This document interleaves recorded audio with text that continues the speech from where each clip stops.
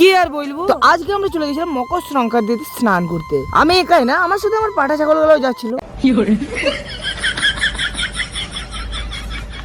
একজন আসতে লেট করছিল, তাই তার জন্য আমরা অপেক্ষা করছিলাম। ফাইনালি দেখতে পাচ্ছি আমরা নদীতে চলে এসেছি স্নান করার জন্য। তারপর সবাই জামা প্যান্ট খুলে চান করার জন্য রেডি হয়ে যায়। কিন্তু আমাদের বন্ধুগুলোর মধ্যে 2-3 জন এমন অবস্থা দেখে আমরা আর জলে নামতে সাহস করে উঠতে পারলাম না। জলটাকে দেখে মনে হচ্ছিল সেটা বরফ গোলা। তারপর অনেক কষ্টের পর আমরা ফাইনালি সবাই মিলে স্নানটা করেই নি। তারপর আমরা একটু মেলার দিকে ঘুরতে আসি। তোমরা দেখো কত সুন্দর কত জিনিস বসেছে মেলাতে। এইদিকে দেখো কত সুন্দর হাতের তৈরি মূর্তি বানিয়েছে।